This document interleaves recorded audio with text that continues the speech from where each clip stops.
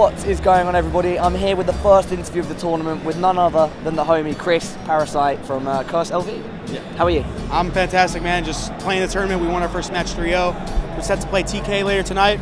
Should be a good one. Really hoping to take this tournament again and start off the year just like I did last time. Yeah, so Curse, obviously relatively new. You've just kind of formed from like a few other teams who have split up. Like, how's the chemistry going into the tournament? The chemistry's looking great. Outside, inside the game, we're like best friends already. I've been teamed with Nameless for years and years and years. And Cocky Marcus, Nameless. Cocky Nameless, right? And then I've been teamed with Marcus for pretty much the whole beginning of Black Ops 2. Stainbow's a relatively new addition to the team in terms of like chemistry, and I've never played with him before, but we get along great. I mean, we've been friends outside the game because he lives in California with me, so we've hung out a few times. And you know, the team's looking great. We're all a bunch of talented players, and we just mesh well. Yeah, I mean, obviously there is quite a bit of hype behind your team going into the tournament. A lot of people say Nameless is one of the best Ghost players, and again, all of your other kind of teams coming together are playing really well. So yeah. What is it that's making you guys such a dominant force in this game? I think our communication's really good. We learned the maps, we learned what we need to push pretty quickly. It didn't take us too long. I mean, we all got a lot of smart players on our team. We got Tosh, Stainville, who's always been one of the most intelligent players. Yeah, he's got tons of experience under his belt. Myself, I'm kind of notorious for my search and destroy and strategy and just, you know, smarts, I guess. Marcus, just raw gun skill. Send him somewhere, send him like a torpedo, and he'll do work.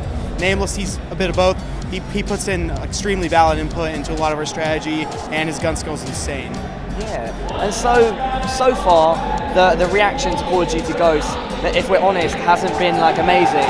What's your opinion on the game and in the competitive setting? I think in terms of maps and game modes, I think they could do better if they put some hardpoint or King of the Hill maybe, or even capture the flag to replace some of the flukier game modes. But right now, the way it is, I mean, it's just a testament. This is the first event for Ghosts. If you really think about it, this is the end of 2013 season.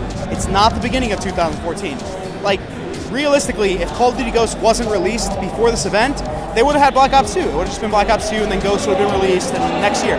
But since Ghost was released, they thought it was a better idea to have Ghost here.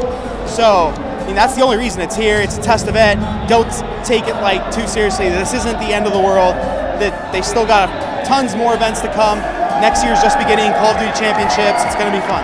Yeah. And so in that sense, you're kind of looking forward to seeing how the game develops along with the Call of Duty scene this year. Yeah, 100%. I think the game has so much like potential. I mean, the flow of the game is quick, it's fast, everything looks smooth.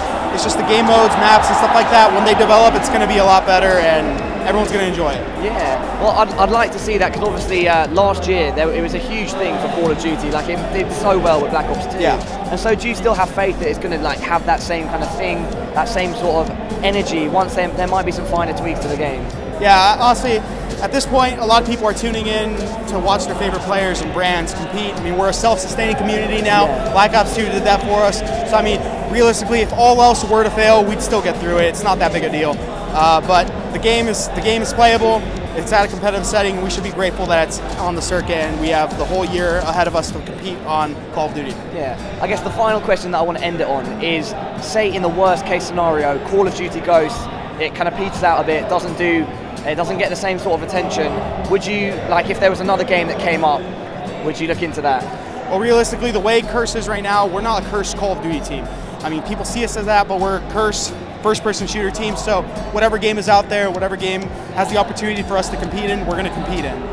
Sweet. Well, I think that's a really good answer and a nice bit of input on the scene as a whole, and I think a lot of the viewers should kind of take note for that, because it is like the first tournament. The game's only been out for 3-4 weeks now, and so yeah, nice insight from a cool guy, and he's got a lot of knowledge on the situation. So thank you, Chris. Yeah, no problem. And any shouts outs to sponsors, team? Obviously, shout out to Curse. They're the reason why we're here. Burn, FPS General, Elgato Gaming.